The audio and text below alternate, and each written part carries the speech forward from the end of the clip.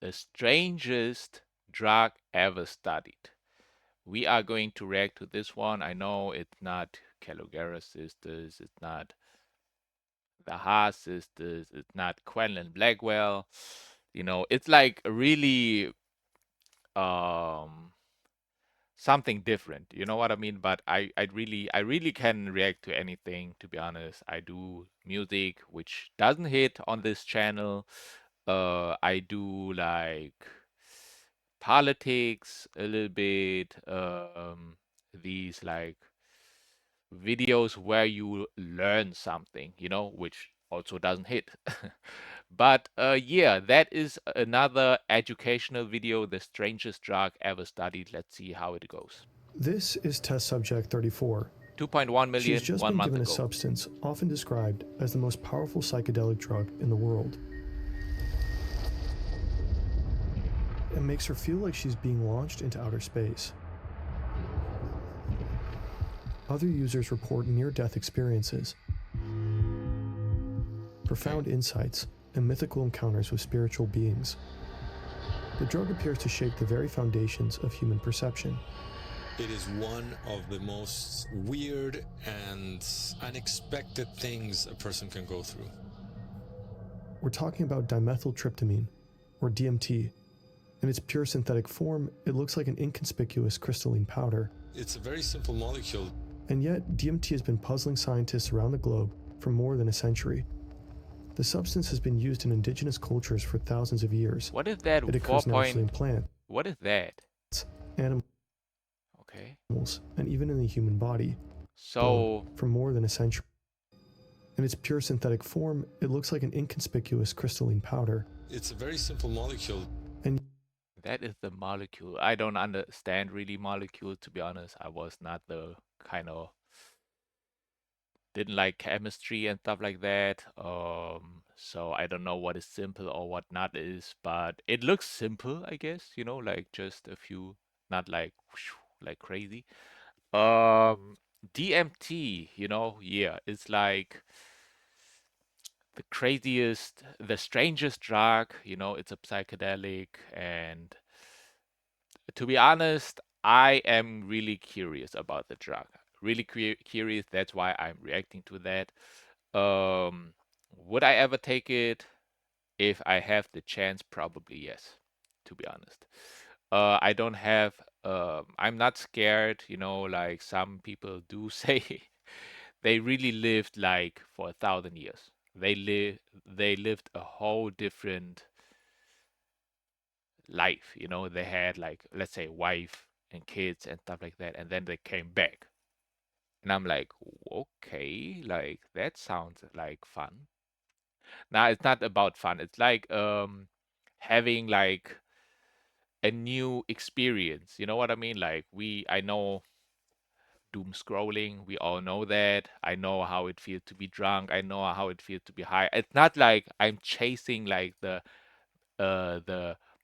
like more the crazier, but psychedelics is like a little bit different. It's like expands expand the consciousness. Most of the times, and that's why. And I'm into basically consciousness, expanding consciousness, being consciousness, seeing things in a new perspective, which can be the basically real perspective, not the way that we look at things, because the way that we look at things, it's like through a filter. You see a tree through your own filter, that is, you are that, and you know that, like you name it, you name the tree, it is a tree, it is a plant, it is a living creature and stuff like that. That's just words, that's just descriptions, but that's not the real thing that is in front of you. And if you all take that off, the filter, the things, the words, then you see it like directly, without any words, without any filter. And then there is basically like beauty, you know, like a whole, like beautiful. Look at that, like people nowadays is like, okay, well, that's a tree. Now what? You know, like I see the tree every day, like in the garden. Nobody cares, you know what I mean? Like most of them. But if you see it with nothing, you know, without the thinking, it's like you see it every time you see it, it's new. You know what I mean? Like it's not like, oh yeah, that tree, you know, it's beautiful. I mean, you describe it, but it's like, you know what I mean? Like it's so beautiful now and stuff like that, or you know, it's always the same tree, whatever it is, you know, and it's nothing special for you anymore or for us. But if we all take it all off, you know, and then it's like you see it again with new eyes. But I don't know, like with new eyes, like a baby looks at things. You know what I mean? But like if you ever did that, you know, then it's like it's more, it's really like beautiful, you know, like it's joy. It's like, and you can look at the thing, you know, with like like for a long time sometimes, you know, like time doesn't really matters anymore, and it's not like thinking, you know, you don't think. It's like it's not like, well, isn't it weird if I just look at the tree and no, there is no thinking. It's just you, it's just seeing, you know? But okay, let's Yet, just go. DMT has been puzzling scientists around the globe for more than a century. The substance has been used in indigenous cultures for thousands of years. It occurs naturally in plants, animals, and even in the human body. But when it interacts with our brain, things seem to go completely off the rails. Many users say DMT fundamentally changed their lives. And yet, other experiences suggest there's more to DMT than profound revelations, mystical encounters, and medical promise. For some people, the substance can also open doors to the darkest corners of their consciousness.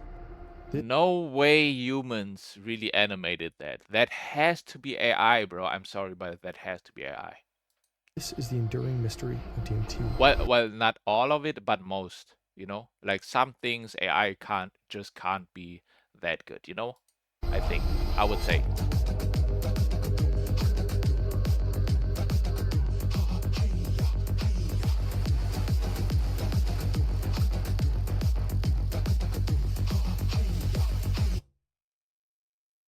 Shout out to Hoffman, you know? Albert Hoffman, the inventor of LSD. That's probably basically him. Shout out to him. You know, LSD is still a pretty good drug to expand your consciousness. Let's just say it like that. But yeah, I think it has to be him. But the the things people say they see it, you know, in like a really crazy psychedelic experience, like LSD trip or DMT trip. I never experienced something like that. I'm sorry that I like that is really a desire, you know, that I want. And I want to experience something like that, that like I am nothing, you know, I'm just seeing all, like not that I'm seeing it, but just seeing all of that, being all of that, you know, and just go.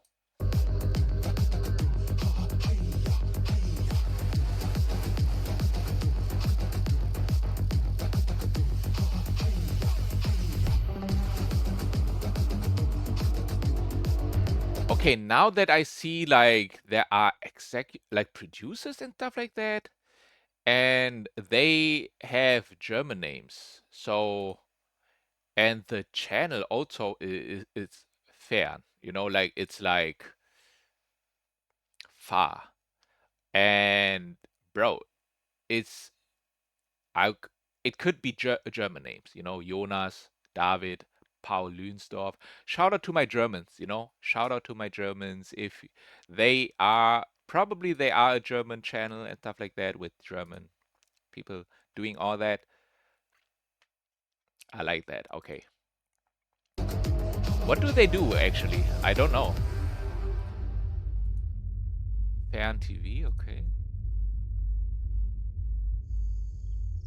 Whoa. Okay, let's just focus November on that one. 1852. This is British botanist Richard Spruce. For the past 3 years, he's been making his way through the Amazon rainforest to study plants. He's particularly interested in mosses. Along the way, he keeps encountering indigenous communities living deep in the jungle.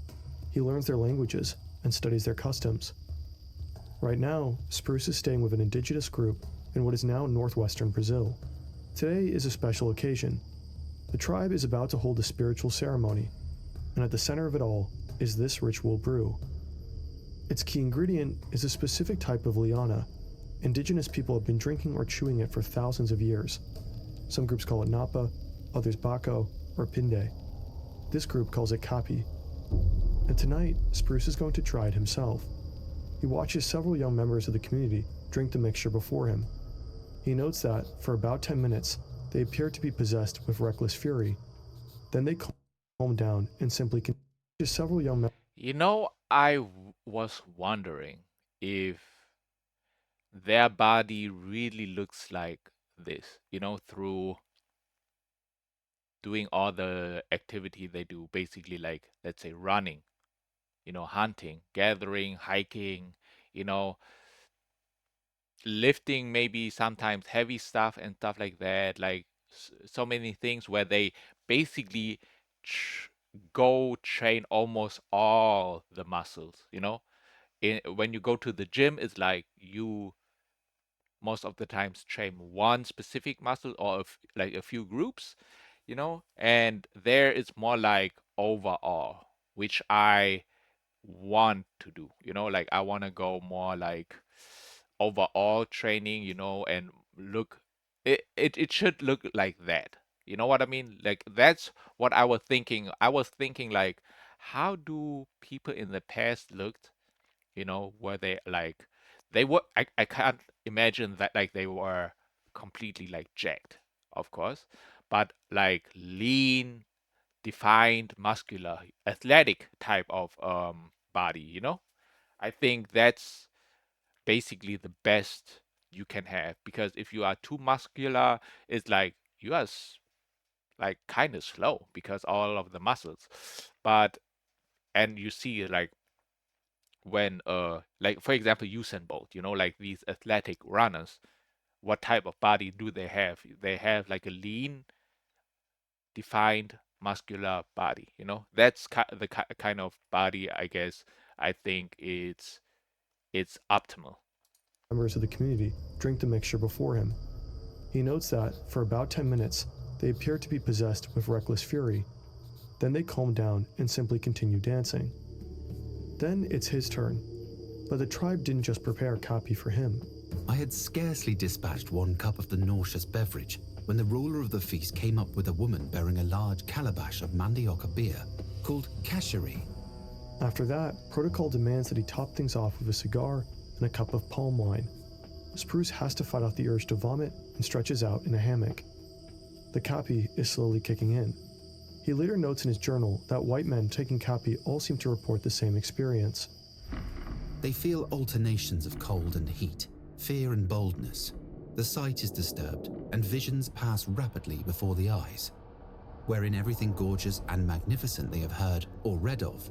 Like what a life that would be, like just living in the jungle, dancing, like bro, they like dancing every day like I could imagine, because bro, like there is nothing much to do, like we really can be just living in the jungle, eating, gathering food and stuff like that, drinking tea or brewing stuff, and someday it's like, whoa, like what is that? Like I kind of feel crazy, like I'm tripping out.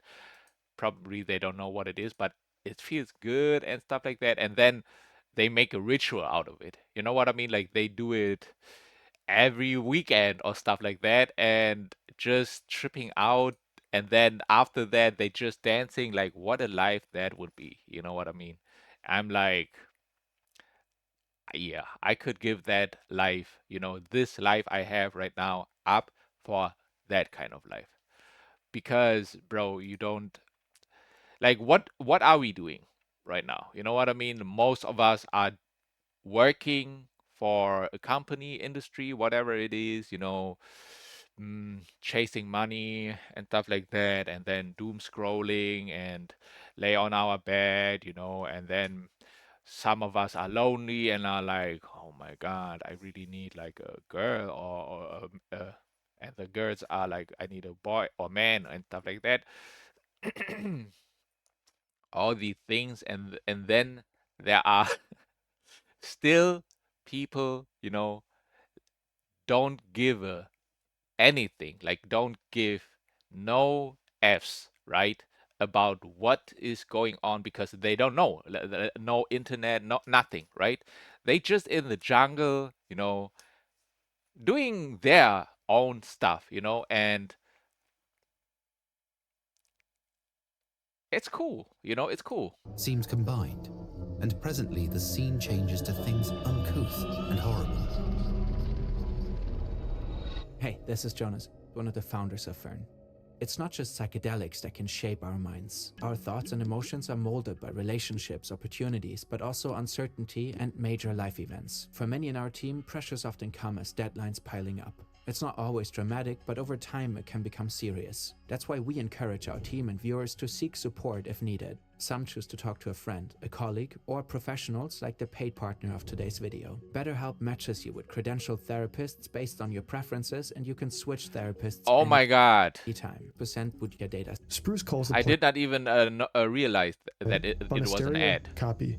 Banisteria was the term used at the time for a class of tropical climbing plants. Caapi is an indigenous word for grass. He samples a couple of those vines, dries them, and has them shipped to England. Over the following years, Spruce keeps traveling to South America and repeatedly comes across caapi.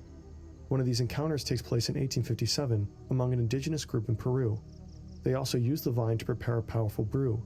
They mix it with other plants and call it ayahuasca. Spruce apparently doesn't drink it himself this time. Ayahuasca. That's the one. I'm like, okay, in Peru, maybe in Mexico, like maybe I take a trip to South America, do that, have a complete change of my life, because I'm not scared of have a complete change of my life. It already happened, you know? So I'm like, what is there else, Can I really change my life again? But yeah, okay. Instead, he asks the locals to describe their experiences to him. To Spruce, the brew remains an unsolved mystery. He simply can't figure out which particular substances cause these extreme effects. He's already familiar with opium and cannabis, but caapi seems to be much more potent. What he doesn't realize is that he's been looking in the wrong place. The plant he sent back to Europe isn't the key ingredient. Technically, it's not the liana or Banisteria caapi that produces the intoxicating effect. The real trigger is a special compound found in the leaves mixed into the brew. DMT, more precisely, N-DMT. Its molecular structure is surprisingly simple compared to other psychedelics. Its complete name is N-dimethyltryptamine, but we'll simply refer to it as DMT throughout this video. German-Canadian chemist Richard Mansk was the first to synthesize the substance in the early 1930s. Back then, he had no idea of its extraordinary psychoactive effects. At its core, DMT is characterized by a nitrogen atom bonded to two methyl groups, hence the name dimethyl. A methyl group consists of one carbon atom bonded to three hydrogen atoms. It's one of the simplest building blocks in organic chemistry.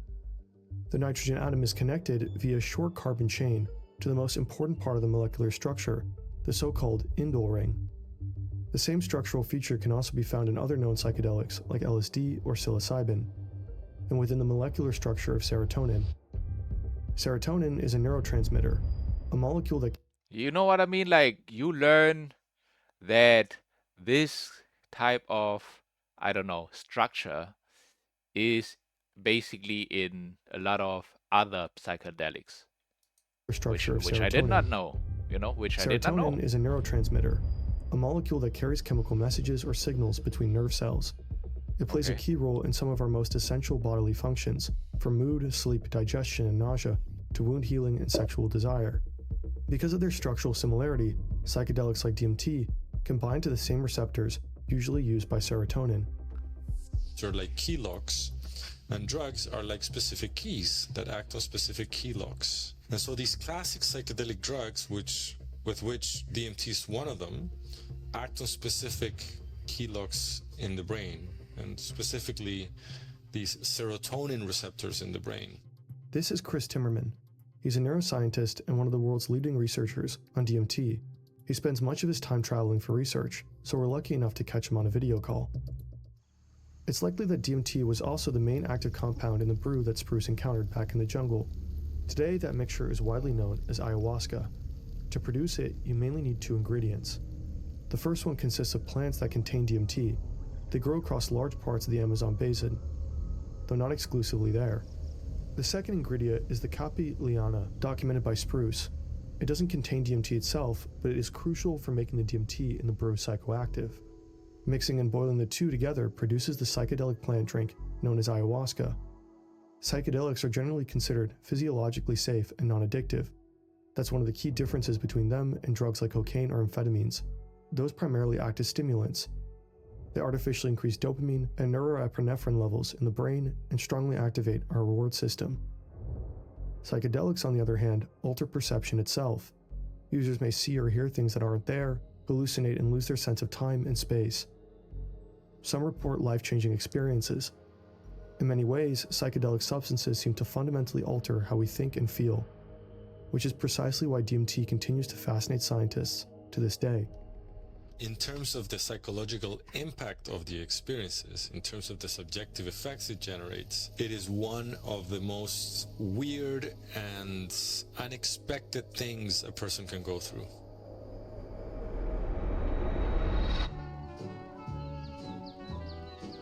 Hi, in Switzerland, Albert April Hoffmann. 19th, 1943, Hoffmann. a bike path near Basel in Switzerland. This is Swiss chemist Albert Hoffmann. He works as a researcher for a Swiss pharmaceutical company. Riding next to him is his lab assistant. He explicitly asked her to come along. He's desperately trying to get home. Earlier that day, he started conducting an experiment on himself. He dissolved 250 grams of Okay, yeah, I see that. I see humans really animated that. has lysergic to be, acid, bro. diethylamide, in water and ingested it. He had synthesized the compound in the lab after isolating it from the ergot fungus. And right now, he's feeling a bit under the weather. Also, the ergot fungus, was, if I remember correctly, a fungus that was really like a healing kind of plant. Like there are so many healing plants that, I mean, for example, still live in Europe, but we just don't know, or we don't want to pick it up because, I mean, I guess it looks weird, like just picking up plants and stuff like that. Nowadays, it is weird to pick up plants. What we did for thousands of years back in our days, And now it's really like, oh, how can you just pick it up? Like, and then it's like, what if a dog pissed on it, and stuff like that. It's not hygienic, it's dirty. Oh my God, bro. Like in that kind of world we do live in right now. Everything in my field of vision wavered and was distorted as if seen in a curved mirror. I also had the sensation of being unable to move from the spot. Nevertheless, my assistant later told me that we had traveled very rapidly. Stretching out on the couch back home doesn't help much either. My surroundings had now transformed themselves in more terrifying ways. Everything in the room spun around, and familiar objects and pieces of furniture assumed grotesque, threatening forms. They were in constant motion, animated as if driven by an inner restlessness. The lady next door, whom I scarcely recognized, brought me milk. She was no longer Mrs. R, but appeared instead as a malevolent, insidious witch wearing a colored mask. Albert Hofmann has just embarked on the world's first LSD trip. He has no idea what the substance does. He believed 250 micrograms to be prudently safe dose, but it turns out to be extraordinarily potent, and now he fears he may lose his mind. A few hours later, the effects slowly begin to soften. The trip becomes more pleasant. As he steps out into his garden after a spring rain, it feels as though he's seeing everything for the very first time. Everything glistened and sparkled. This is what I mean. Seeing everything for the first time. You can have it without LSD, you know, you can have it really through, because it's really just LSD can expand your consciousness, and that's how you see everything more beautiful with new eyes, but you can really have it without it, you know, but it just helps seeing it, In a basically. fresh light. From that day on, Hoffman is convinced that this tiny molecule holds enormous power, that it could someday be of great value to medicine and psychiatry. His discovery jumpstarts the entire field of psychedelic research. You know, after that, I don't know if they go into it, but I have to say it right now. After that, LSD was legal. It was sold in pharmacies, you know. They used it again in psychiatry and stuff like that for people with anxiety, depression, you know, to help them. And after that, guess what happened?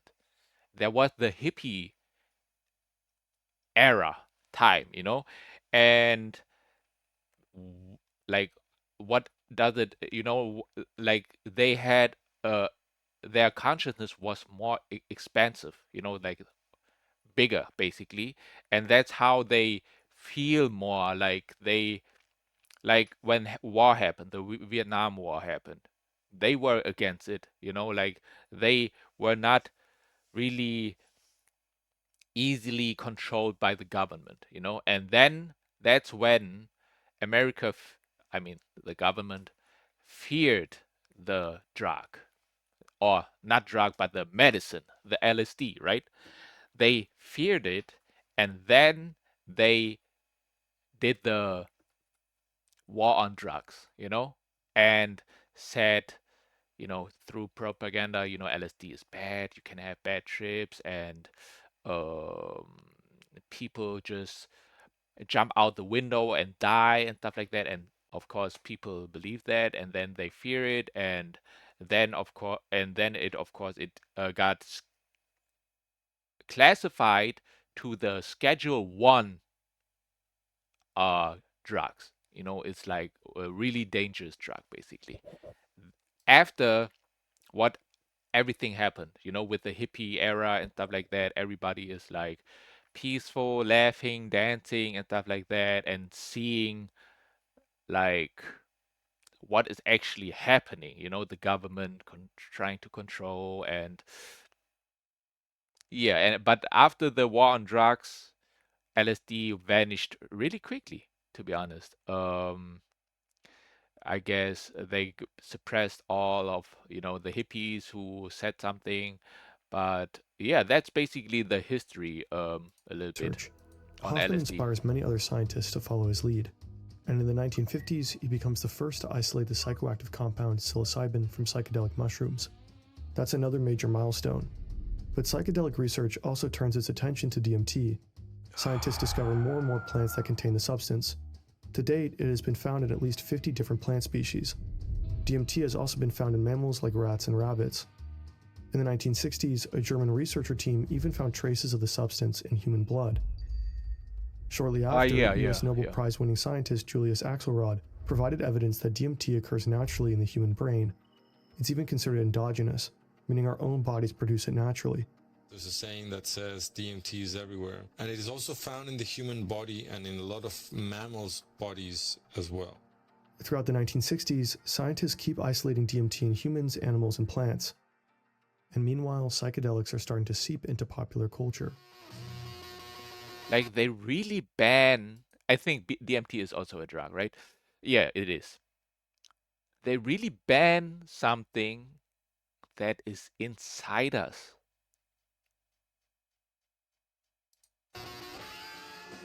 How often have you taken LSD? About 4 times. Shout out to the Beatles, bro, because of the Beatles, like they really got into, like that really got into mainstream, and a really beautiful song of theirs is "Let It Be," "Let It Be," just let it be, and I think really that they got influenced doing that song through LSD experiences, just let it be, like you can't do nothing about it. Let it be. The swinging 60s are the peak years of the hippie movement and psychedelics like LSD. The Cultural Revolution is fueled by activists, intellectuals, and artists alike. One of them is Terence McKenna. He is just studying at Berkeley. He's 18 years old and has already done his fair. Bro, I just realized how much I know about the psychedelics and the names like Terence McKenna also, you know, RP to him, but bro, like yeah, I mean like it's really interesting, like it's really something beautiful, and if you never felt love, you can feel love through psychedelics. Fair share of experiments with psychedelics like LSD. But what he is about to experience tonight will eclipse everything he has ever felt. A friend has come to visit and brought this white crystalline powder. He claims it was stolen from a US Army chemical research facility. It's DMT. And for the first time in his Oh yeah. DMT was legal at some point in the US. life, young Terence McKenna is about to smoke it. I had this hallucination of tumbling forward into these fractal geometric shapes made of light, and then I found myself in the equivalent of the Pope's private chapel. And there were insect elf machines proffering strange little tablets with strange writing on them. These self-transforming machine elf creatures were speaking in a colored language which condensed into rotating machines that were like Fabergé eggs. All this stuff was so weird and so alien and so un-Englishable that it was a complete shock. I mean, the literal turning inside out of my intellectual universe. It's like being struck by noetic lightning. The experience completely changes McKenna's view of life and reality. He becomes convinced that there is another secret world, one we normally can't see or access. He drops out of university to chase this mystery.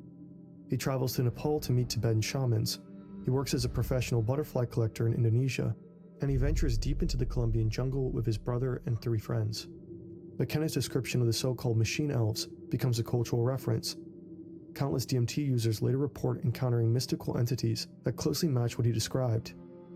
He dies in 2000, leaving behind an extensive audio. Like, you know what I mean? Like, these machine elves, I heard about them, and like, it's like with the pyramid, or, like pyramid in Giza and in South America, and one in Asia, I think, maybe one in the Atlantics. How you call that? North Pole, South Pole, whatever it is.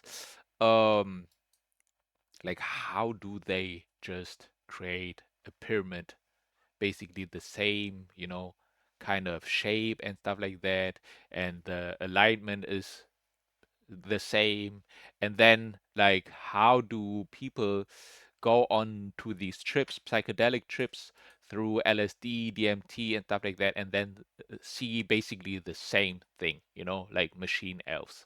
Like, what does that even mean? Like, what is even that machine elves? Like, why do you call that? You know what I mean? And it's just like, why is it the same basically for them to see, Like, does it really exist? If they see it, like they never saw it, and then suddenly they see it through a trip, right? And they say they see the same thing, and kind of pattern, sometimes like the same.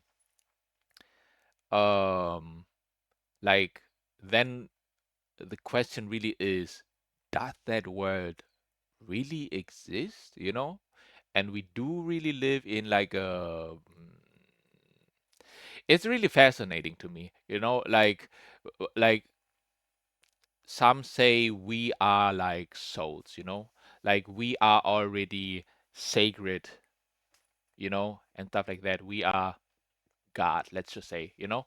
And like imagine you already live, you already are immortal, you know, you never die, you know, like a soul or God just never dies and everything is already there, you know? And then imagine what if we do like like a game, you know, like a kind of something new and we create something which is the universe, you know? And then in this world, we just pick this one, you know, this planet, we make it like with life forms, you know, it's like a little sandbox that we can create things, you know? And then the humans came to be, and these will be the ones that will be like connected, or no, like whoever soul or whoever god or whatever, you know, wants to be uh have like a life, you know, where they just forget about everything they are, you know, and live like a human would live, you know. They can get hurt, they can feel sadness but also happiness and stuff like that. um who want to play that game, you know? And then people are these whatever they are, souls, gods, you know, you know, are like, yeah, that sounds like fun, you know. It's just like for how long, you know, like 100 years. What is 100 years to an immortal being or stuff like that? Let's just do that, you know. And that was also really fascinating, the story, you know, like.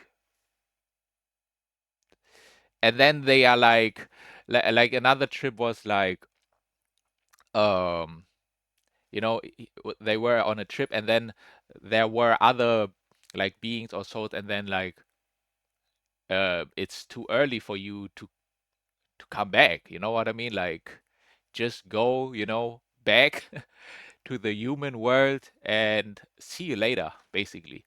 And I'm like, whoa, like, bro, if that's really how it is, bro, it's like, come on, bro. Like, y'all really made a game out of this, you know, and we experience it, you know, and feel sorrow, sadness. We have wars and stuff like that, and it's really brutal. And if it's really just like a game, it's like, oh my God, y'all really did all of that, you know, to experience something like basically new. And I'm like, oh, yo, like that is a little bit too much for me now to think about. But yeah, it's always it's living rent free in my mind, basically, you know, all of that. Archive with over 500 hours of theories on psychedelics and spirituality. A drug like synthetic ayahuasca, pharmawaska, do people realize this is the same thing as has been taken for thousands of years down there? Do they realize its role in shamanic healing? By the late 1960s, authorities began cracking down on the widespread drug use in the U.S. Well, you know, I mean, The if war I was to drugs, say where okay. I got it from, you know, it's illegal and everything. It's silly to say that. In 1966, California and Nevada become the first What did you states say? to out drug use in the U.S. Well, you know, I mean, if I was to say where I got it from, you know, it's illegal and everything. It's silly to say that. In 1966, California and Nevada. You know, it's illegal That really, Paul McCartney really said that, and okay? everything. It's silly to say that. In 19, I mean, if I was In the year of 6-7. Oh my God, bro. Oh my to God. say where I got it from, you know, it's illegal and everything. It's silly to say that.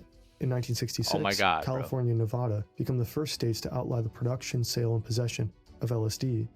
2 years later, the drug is banned across the entire country. America's public enemy number one is drug abuse. America's war on drugs soon extends to much of the rest of the world. In 1971, the United Nations adopts the Convention on Psychotropic Substances. Many countries outlaw psychedelic substances and sharply restrict their use, including DMT. From that point on, only a handful of approved scientific institutions are allowed to continue their research Wait on a them. second. Why did the quality drop like that hard, bro? What? Oh, because I'm on a VPN, my bad. And Okay. even they have to adhere to extremely strict regulations. I'm like, For what? decades, What DMT happened? research effectively Do we grinds to we a do halt. 4K, The bro? whole class of Why not? compounds got pulled off the clinical bench, and no research has gone on for 40 years. One of the tragedies You know what I mean? Like, it's to crazy. me is that the clinical research on these substances pretty much stopped around 1970. Okay, maybe let's do. Dr. Rick Strassman is a psychiatrist. Let's do 4K. He's set on bringing psychedelic research back to life. His study is the first attempt to observe Shout the out to effects him. of psychedelic substances in humans in the US in over 20 years. He wants to know what DMT does to our mind and body. The participants are numbered. Sarah is subject 34. She's in her early 40s and lives with her second husband. She has 3 children and works as a freelance writer.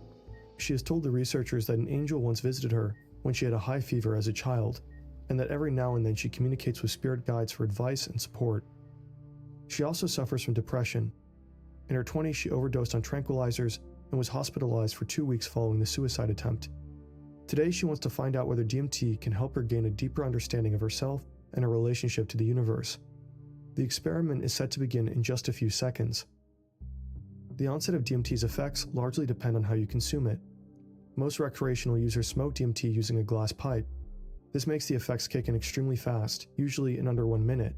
The peak experience tends to last only a couple of minutes before wearing off. The smoke tastes unpleasant and can trigger coughing fits. Another substance closely related to N and DMT is called 5-MeO-DMT. This YouTuber smoked it for one. Yo, shout out. I don't know anymore his name. Tom, maybe? He is also a German YouTuber.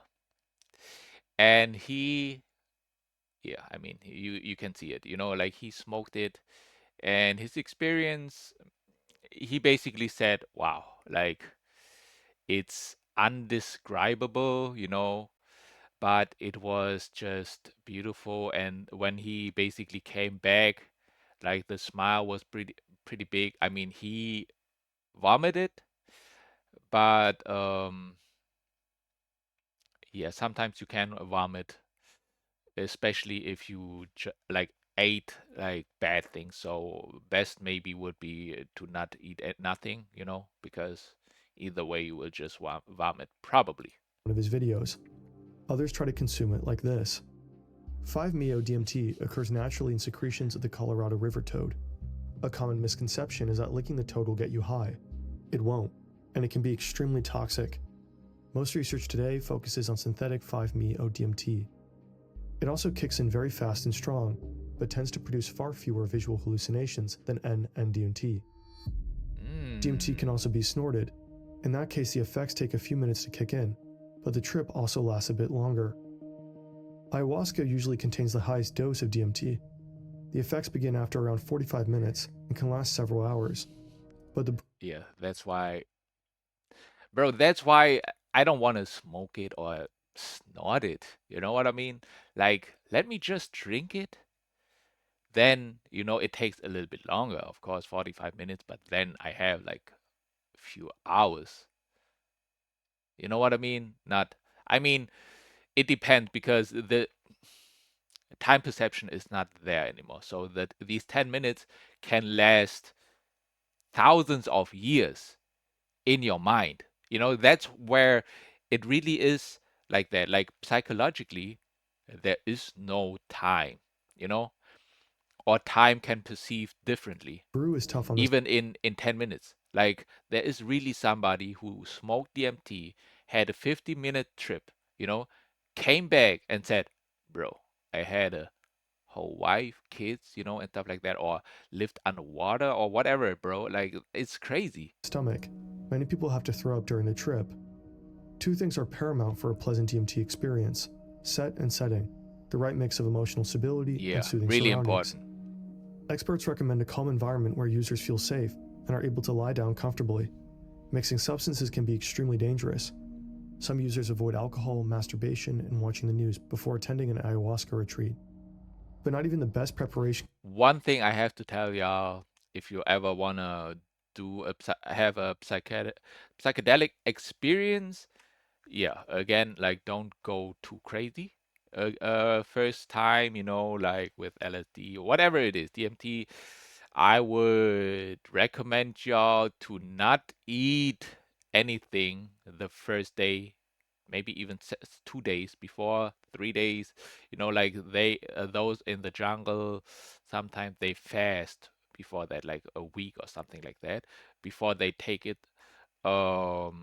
Then also you should have really a nice, good mood, you know, and um, perfectly would be, of course, nice weather, sunny, beautiful, no rain at all, and just pleasant temperature and everything. And hopefully you are in nature, or you know, in your you can be in your garden, and just have one like babysitter. If you like the first time, you should have a babysitter, and the babysitter should be like calm, you know, and you should not do your first like experience, a psychedelic experience, like trying to party and then you eat like pizza or fast food stuff and drink alcohol with it and do it with friends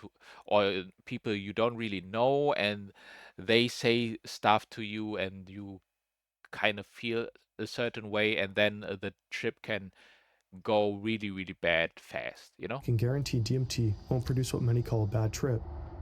Some users online describe experiences that leave them shaken for days, with flashbacks to vivid hallucinations of falling or flying through tunnels and encounters with frightening beings. Psychedelics can also worsen existing mental health issues. People who suffer from psychotic disorders or are mentally unstable should not take them. In general, DMT should never be used without professional guidance. Sarah's experience will be guided by Dr. Strassman. So, wait a minute. They say without professional guidance, okay? But are those, you know, living in the jungle, would you call them professional guidance? You know what I mean? What is professional? If you did it multiple times, you know, if you are used to it, if you are like, you know, because, yeah, what is professional? Because I would trust them in the jungle, you know, who do that like every now and then, you know, once a month, once every full moon or whatever it is. Okay, I have to pee really quickly. Just skip that part, please.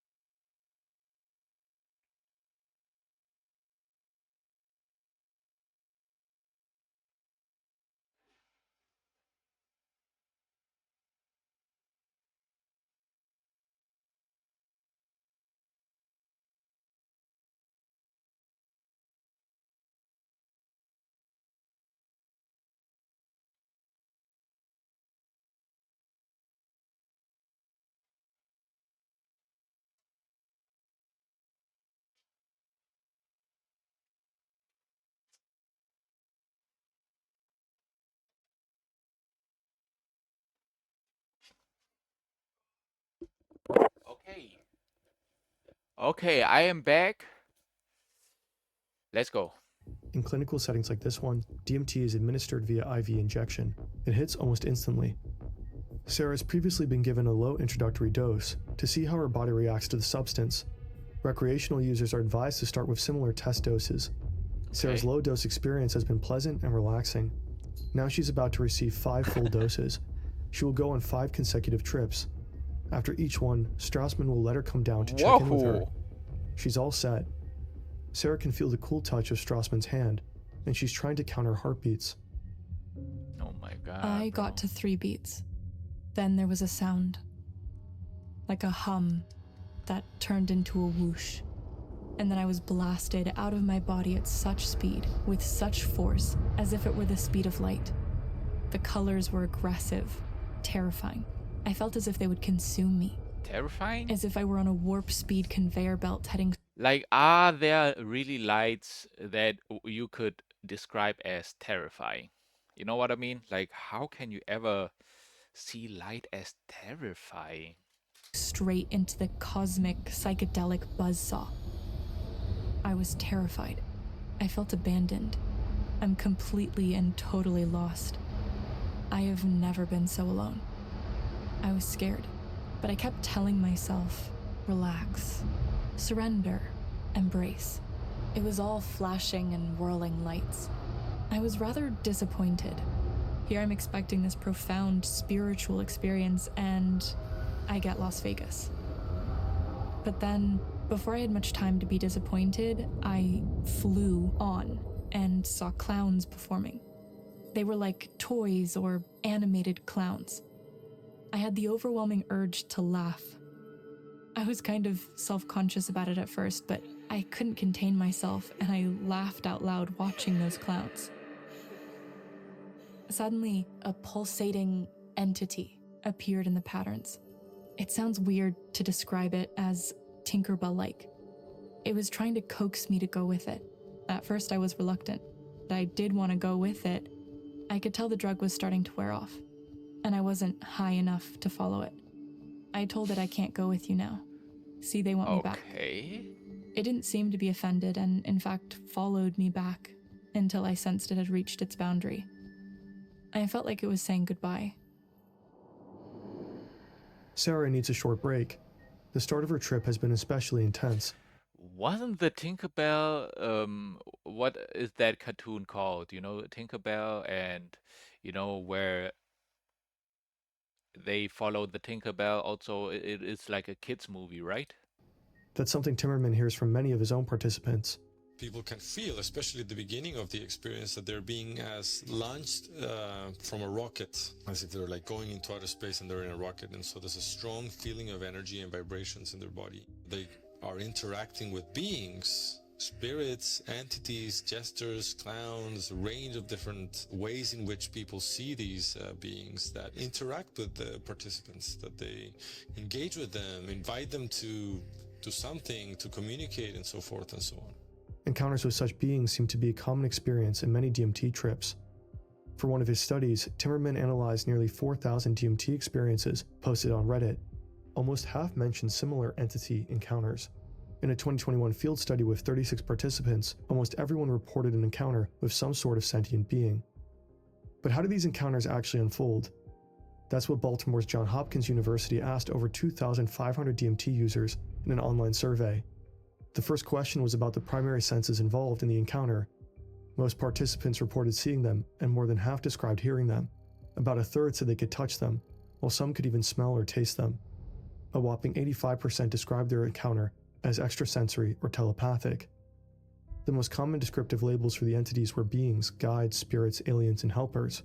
Less common labels were clowns, demons, gnomes, monsters, or devils. As to the emotions involved, most participants reported feelings of love, trust, and joy. Only a minority experienced fear. 11% believed they had encountered religious figures, meaning some people think they saw God in these beings. This is what some of the research has found, and some people have reported that. And it is interesting because, in a way, God is a personification of these spiritual or mystical-like qualities according to certain religions, and it seems that DMT stimulates those sort of experiences. DMT appears to have a significant impact on people's religious beliefs and their sense of spirituality. This study surveyed users who reported so-called God encounter experiences during psychedelic trips. 25% described them as atheists before their trip, meaning they didn't believe in God. Afterwards, their number dropped to just 7%. Among ayahuasca users, atheist identification declined from 12. The crazy thing, now, I mean, I don't have to say, but I had a few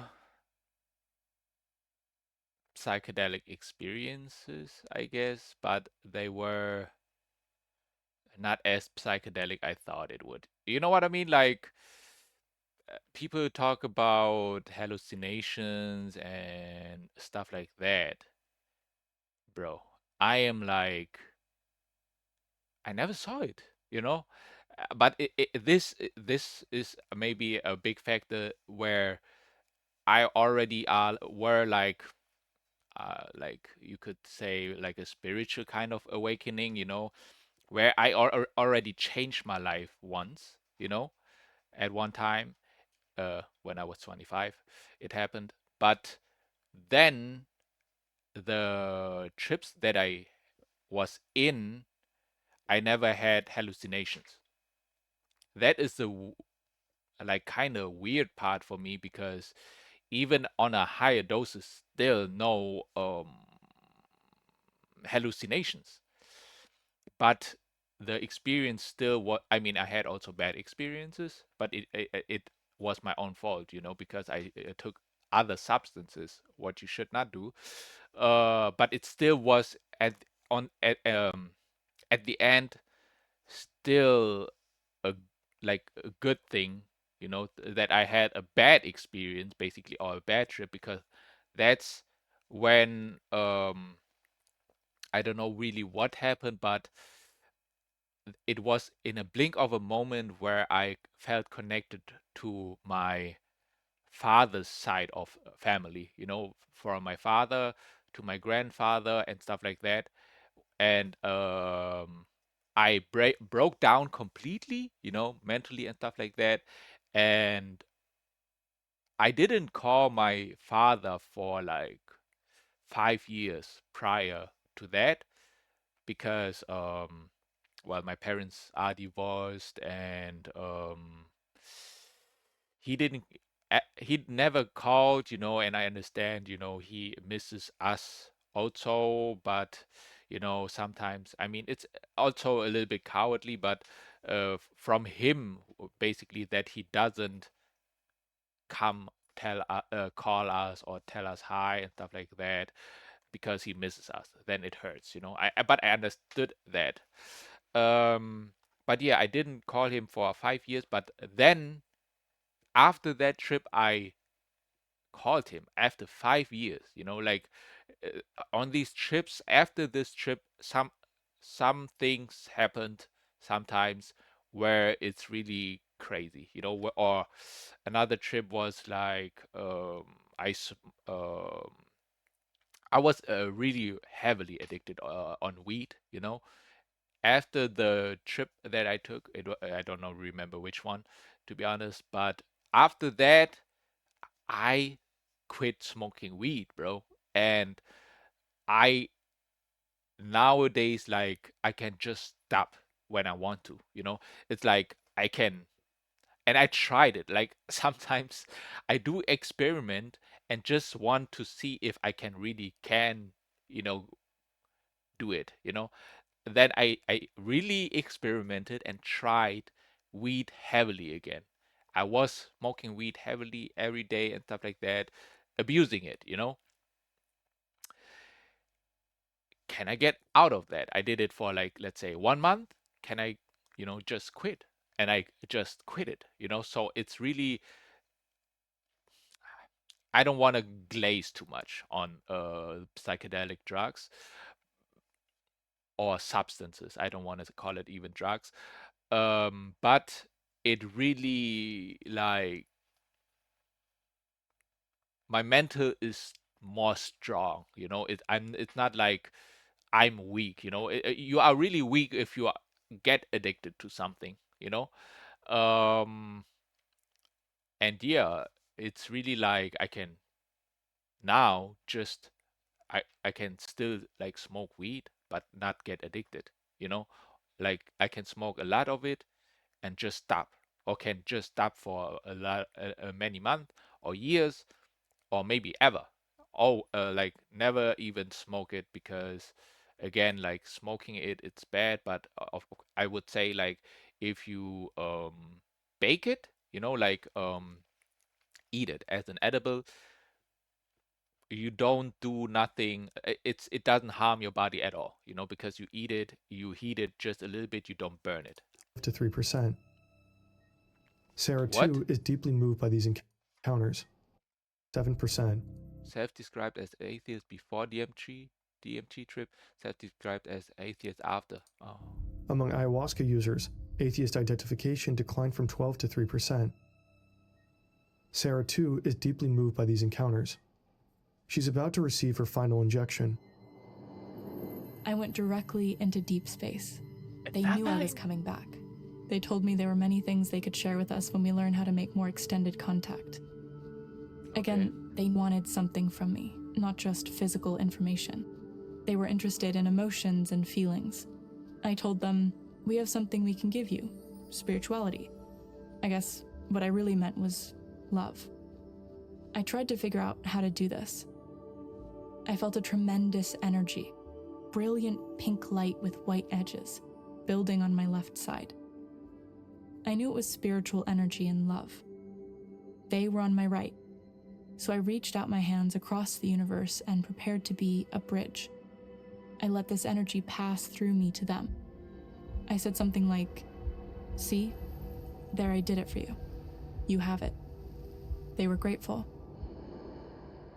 I was coming down off the DMT, losing altitude. Sarah didn't expect to become what she called an earthly spiritual emissary during her trip. She doesn't feel comfortable with that role, but has done her best to live up to it. Now it's the next participant's turn, number 35. Over the course of 5 years, Strassman observes hundreds of these trips. He administers about 400 doses of DMT to 60 volunteers. He eventually calls DMT the spirit molecule because of the spiritual and metaphysical experiences it appears to induce. Strassman's work in the 1990s was groundbreaking research, but it also raised more questions than it could answer. Since then, many neuroscientists have picked up where he left off. So what's actually happening inside our brain when we take DMT? The brain on DMT, okay. Is that the Modern last chapter? neuroscience suggests that our brain has a hierarchical modular organization. Modular means that certain nerve cells work together in different types of clusters or brain networks, specialized in specific functions. There appears to only be a limited amount of communication between these networks. Hierarchical means that higher order areas, like the prefrontal cortex, collect signals from different areas across the brain to coordinate appropriate responses. But that entire organization seems to pretty much collapse when our brain is on DMT. The key players here are these special serotonin receptors. They determine how sensitive neurons react to incoming signals. That, in turn, impacts how information is transmitted and processed within and across brain regions. When DMT binds to these receptors, the brain's usual top-down control mechanisms become less effective. It's like the neurochemical reins come off. One of the experts we talked to thinks DMT makes the brain become more democratic. Another calls it anarchy. Either way, the brain suddenly enters a state in which far more areas communicate with each other than usual. Scientists call this global hyperconnectivity. It's completely different from how the brain normally operates. But how does this explain these extremely vivid hallucinations? Why do some users feel as if they're entering an entirely different reality? One explanation is that the brain sort of disconnects from external information. In this paper, Chris Timmerman proposes that DMT disrupts the brain's normal way of processing sensory input. The technical term is functional deafferentation. It's a state of disconnected consciousness. We're disconnected from the external environment individuals feel. Instead, the brain shifts into a completely new state, a kind of internal simulation. They report that they are in an immersive world of experience. But where does this other world come from? One clue to unravel this mystery could be dreaming. All those weird things that happen in our dreams seem similar to what people describe on DMT. They are disconnected from their immediate environments, and their own brains and the organism as a whole is reconstructing an alternative world of experience. It's very similar to what happens during DMT experiences. Timmerman and colleagues found that the strongest rhythms of theta waves in the brain correlate with the peak of a DMT trip. The same patterns are found during REM sleep. He writes that a DMT trip is like dreaming with your eyes open, except that DMT trips are usually far more intense and vivid than normal dreams. Neuroscientist Andrew Gallo. I don't know because, bro, like dreams that, for example, I have, right? It's like there can be people. It's like still like thoughts. You know what I mean? Like it happens in school, in a building, outside. You are getting hunted by something. You are thinking you are on the toilet, but you are not. But then you pee yourself. In reality, happened to me. Um, these kind of things, maybe okay. As for example, I had also a dream like I was on an island, stuff like that. But having like a DMT trip, it's like you see lights you never saw ever, like in the reality that we perceive, basically beings that you never see and stuff like that. It's like, I mean, it's really different from a dream, I would say. Has a theory about why that is. In our dreams, the brain sort of rebuilds our real-life experiences, drawing on established patterns of information. But on DMT, those familiar templates come undone. Everything becomes more open, chaotic, and unpredictable. It's like you're seeing the world anew, like you've never seen it before. Your brain, you haven't decided what you're seeing. And coupled with this increased sensitivity to sensory information, the world becomes transcendent. It becomes much more vivid. Which brings us to one of the wildest DMT experiences of all, encountering spiritual entities or sentient beings. There are different theories about these types of encounters. Is that enough? One study examined how these two brain regions behave under the influence of DMT. These areas are essential for recognizing social cues and processing the emotional dynamics of human interaction. So when we have our normal experiences and we interact with our partners or co-workers, our sons and daughters, these same systems also start engaging in the brain. In turn, these areas become active when we try to understand someone else's thoughts and feelings. Okay. Or, more specifically, when we try to distinguish their mental state from our own. So right now we're working with a hypothesis based on what we found, that in essence what DMT does, it engages parts of what we call social cognition, the ways in which we build up our relationships in the world. In the hyperconnected DMT brain, these two regions engage far more intensely with each other and with other areas. And so we believe that enhances or pronounces or enables the appearances of these beings or entities. It's almost as if we simulate those social relations. Put simply, the brain He kind of looks high on something, bro. massively ramps up its resources for processing social signals. And that could explain why so many DMT users encounter these entities or beings. Another key to understanding the substance could be just how similar DMT trips seem to feel to so-called near-death experiences. Such experiences can occur during traffic accidents, suicide attempts, and cardiac arrests. Many report a sense of brightness, seeing the light at the end of the tunnel, losing track of time and space, or gaining insight into some ultimate truth. Did y'all ever lost track of time and space? Because if you do, I am pretty sure that basically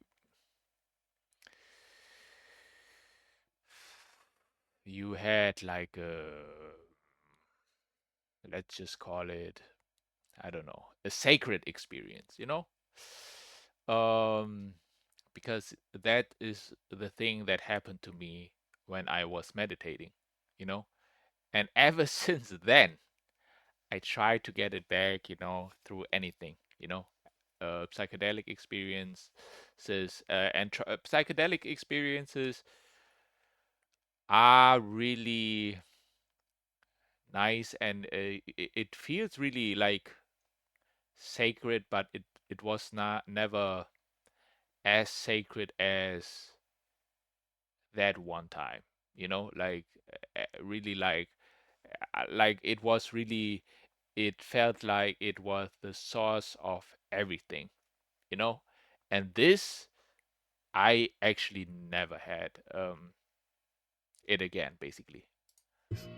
The features that are similar. But that's also the bad thing, because if you try to chase it, you know, you will never get it, because it's not something you can get through chasing, you know. It's just, it comes naturally, you know, and unexpectedly, and that's really how it came to being, you know. But of course, through meditation, consciousness expanding and stuff like that, and breathing, and yeah, even on psychedelic uh, substances, I never reached actually that point, to be honest. I mean, okay, you can, I had like the perception where time and space moved slowly, or yeah, slowly, slower, you know, but not, never stopped, and you know, stuff like that. So yeah. Similar to the near-death experiences and the DMT experiences are that feeling that many people have, that they have reached a sort of boundary or a limit of where they can go in this alternate reality or universe. Timmerman thinks these near-death experiences could also be linked to global hyperconnectivity. That is such a big transformation of the mind, such a big transformation of the brain, that it is likely that the brain is sending a signal that it's dying, that it is being transformed beyond recognition. In other words, one thing I have to tell you with the world teacher, people said this is the world teacher. His name is Jiddu Krishnamurti, and he basically said the way to live is to live with death all the time, you know. Not that like it's something that will happen in the future, you know, because then it's like, oh my god, like I don't know when it will happen, I might die and stuff like that. But what do you mean, like with a near death experience, like because there is people experience something like an ego death, you know. And what this world teacher, spiritual basically thing, Jiddu Krishnamurti said is, you live with death all the time, you know, like the things you think you are, your name and stuff like that, family, friends, your all the experience you have, you die with it, you know, over and over again.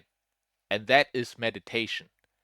So just imagine, and he say that's how he is living. Of course, we don't know, okay? He's saying that's how he is living, bro. And just imagine, bro, if it's true, right?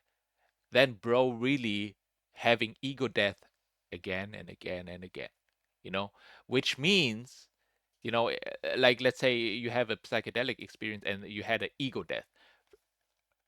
Either you are frightened to death, you know, or you feel a kind of freedom, you know, love and beauty. And what really happens when we die, you know, the organism, the body dying?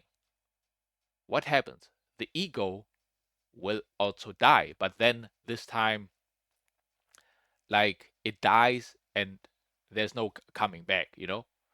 And this is like, you know, that's how you are stop fearing death. Because if that's just all it is, which it will be, you know, because the brain, you know, it, without the brain there is no ego, you know, there is no thinking, you know, it dies. So the ego death basically will come. If you never experience it, it will come the time you really die, you know. And it can be like a beautiful thing. And that's just like, I don't want to really believe, but that's just my belief. It's when you are frightened to death, you know, and you say something like, oh my God, am I really about to die? I don't want to die. I don't want to die. And you say it like so many times, I don't want to die. I want to live, I want to live again or whatever, or, and you about to die, and it's like you are fearing, you fear, and then when you say, I don't want to die, it's like you still clinging on something. And then that's the moment where you get reborn, to, to be a baby, because that's just like a story. That's why you, like, a lot of babies cry and scream. It's like you dying and you are like, oh my God, I'm about to die. And then you scream and cry, the eyes are closed, and it's like you die, but you really came back to life because you said, well, I don't want to die. But when you decide saying, I mean, that's just what I do, and that's what I did. I die, and I don't say I don't want to die. It's like you don't say nothing or think nothing, and then it just dies, the ego just dies. And then I kind of believe that you go back to the source, then it's like, okay, you got it, you got it, you don't fear it, and you should never fear it. And then it's like time for you to go back to home, you know what I mean? And then your mission is completed, you know what I mean? But yeah, that's just like what I think could be, so if you never had an ego death, you might want to experience that. If you think you are, because a lot of people say then, like, I'm not scared of death after DMT trip and stuff like that, and again, like, they believe in something which is like they are not atheists anymore, and it's a beautiful thing, like, it's not like, okay, now I believe in God, but it's like there is something there which is eternal. And if that's true and you are part of it, then what are you scared of, There's so much going on in the brain during a DMT trip that the brain blows all of its fuses. It basically thinks it's dying. And yet, there's one major difference between DMT trips and near-death experiences. DMT is more visual, and near-death experiences are more disembodied. Then again, near-death experiences are also far from being fully understood. This makes it even harder to draw reliable scientific conclusions with regard to DMT. Back in the 90s, Rick Strassman proposed a bold hypothesis that the spirit molecule, DMT, might be released during crucial life events like birth, death, or profound mystical experiences. Today, there is strong evidence suggesting that DMT is produced naturally. I really do believe that when I had that time where perception, the time and space was not there, that I had this spiritual experience, where I guess DMT kind of like came out or something, however you call it, Mammalian brains. Scientists are still investigating why that is. Early findings suggest that DMT release in the brain correlates with a massive surge of stress hormones. One experiment with lab rats showed a significant increase in DMT levels following cardiac arrest. Another study suggests that releasing DMT in the brain could also have a protective function. The compound appears to activate a receptor that helps brain cells survive oxygen deprivation and oxidative stress. So DMT might as well be a kind of built-in emergency medication for life-threatening situations. And a very recent study suggests that DMT levels in our brain might be much higher than previously assumed, and that it may be involved in a number of physiological processes. So here's what we know so far. DMT occurs naturally in plants, mammals, and humans. It's even considered endogenous, meaning our own bodies may produce it. We also know that when on DMT, our brain seems to be far more interconnected, that it activates so many different areas that it can feel like entering an entirely different world, one where we can communicate with all sorts of otherworldly beings. and in some cases, our brain gets so overwhelmed by this hyperconnected state that it thinks it's dying. But all of this is just the beginning. Early clues, hypotheses, and indications. Nothing more and nothing less. Most of the questions DMT poses to science are still wide open. For now, DMT remains a vast, unsolved mystery. We still don't fully understand how it creates such vivid hallucinations. We don't really know why our own body produces it, and we certainly don't understand how 50 milligrams of this tiny molecule can reshape entire lives in just 20 minutes. We're back in the Amazon rainforest, about 170 years after Richard Spruce. Once again, a British researcher is attending an ayahuasca ceremony, but things are different this time. Simon Ruffle is not a botanist, he's a psychiatrist. Unlike Spruce, he knows exactly what active compound he's dealing with. For the past decade, he's been studying ayahuasca to explore its potential role in healing trauma, like PTSD in war veterans. But so far, the number of participants has been too small for conclusive results, and some of them feel their mental health has worsened after the ayahuasca experience. But others show first signs of improvement. In some participants, Ruffle has observed significant reductions in depression and anxiety outcomes. Timmerman has seen similar indicators in his own research. His theory: depressed individuals tend to think that they are worthless individuals, that they are unlovable, for example. They adopt beliefs that are no longer useful for them. What DMT does, it acts on these brain mechanisms that are related to that sense of self and dynamically can change it in a lasting way. Some studies suggest that meditation and other mindfulness-based practices could offer positive effects that are similar to those of psychedelic experiences.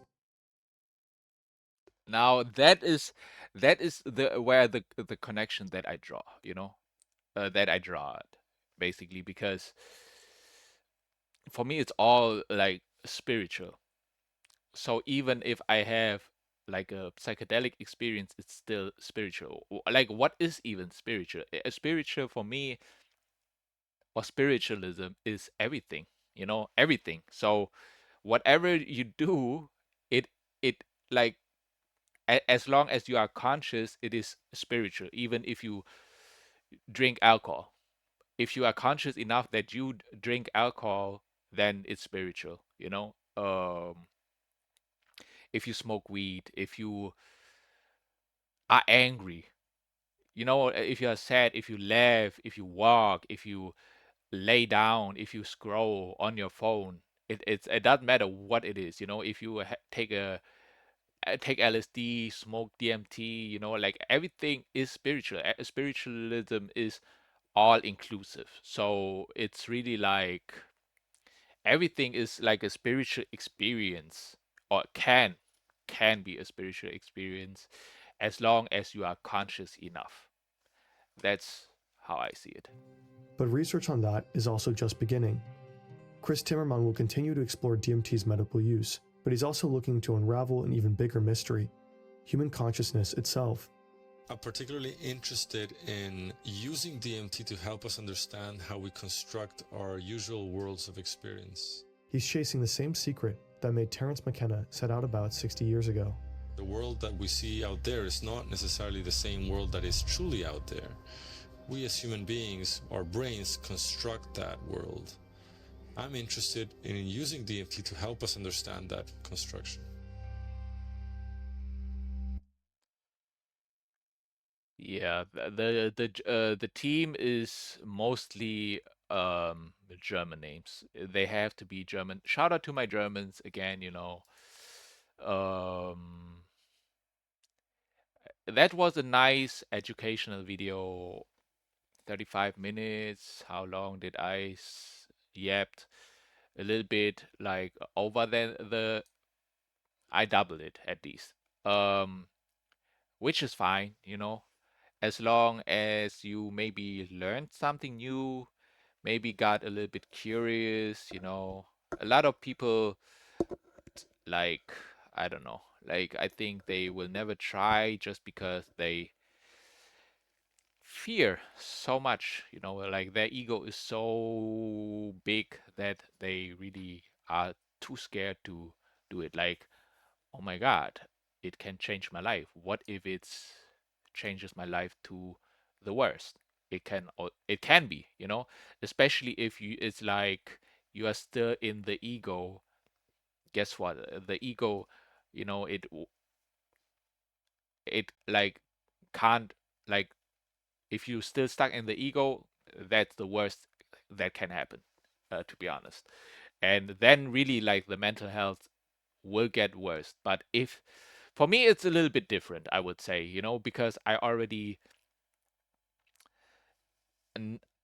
don't want to say I know better, or like, but the mental health thing, it's really how you perceive it. And if you already had like a spiritual awakening and stuff like that, and your perception already is different, and you see these substances as something what you can learn with. And it's not like, let's say, some people would say, like, the trips they had, the bad trips traumatized them.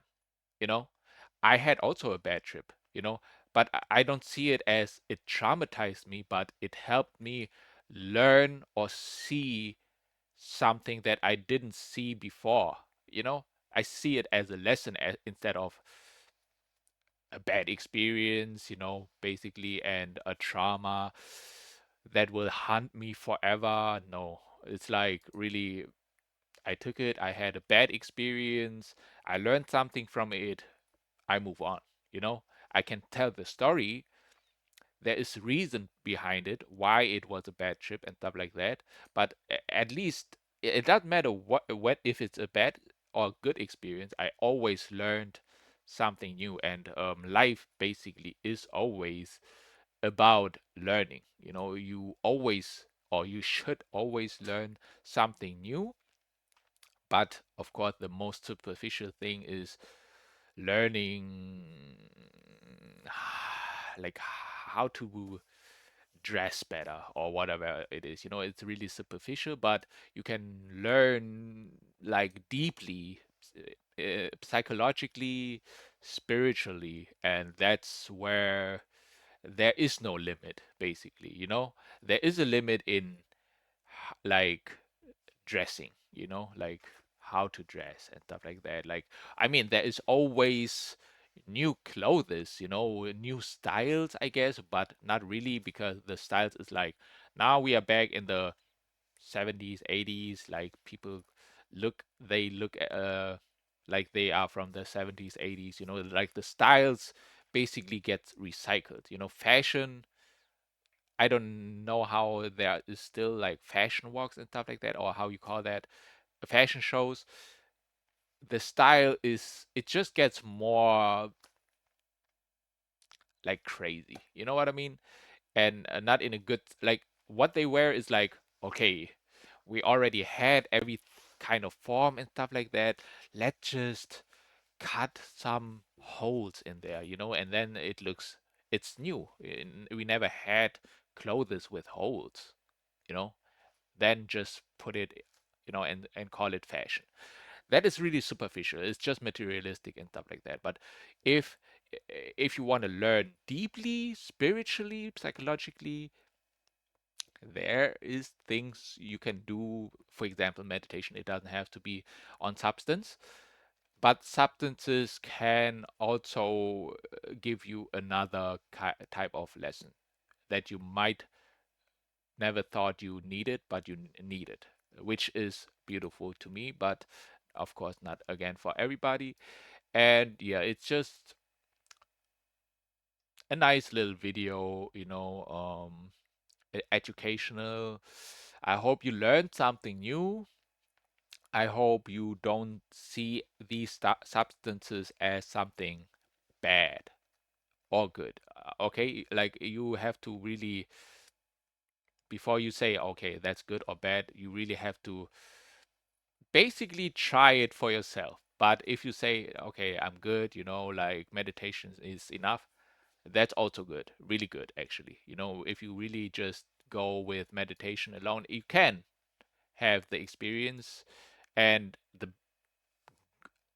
I don't want to even really compare it, but the greatest experience that I have was really actually sober, just meditating, laying down, doing breathing exercises, being really conscious about my body, the way I breathe, and then it slowly, like, you breathe more of that, which is life. Air is life, and you get more oxygen in your body, and then it tingles for me, and after the tingling, it was like the tingling, it's like, I don't know, like the tingling, it's like every atom in your body, and everything is atom, right? I think.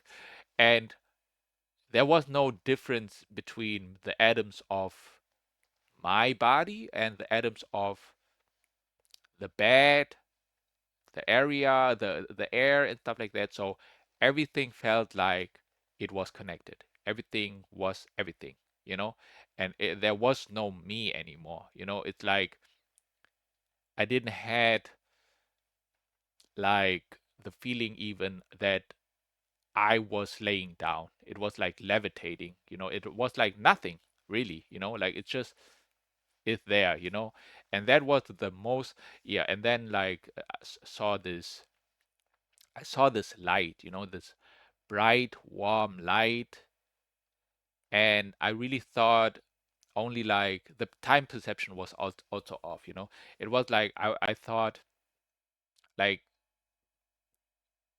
um maybe 30 minutes passed or 1 hour, But when I looked at the clock, again, when I just opened my eyes, basically, came back,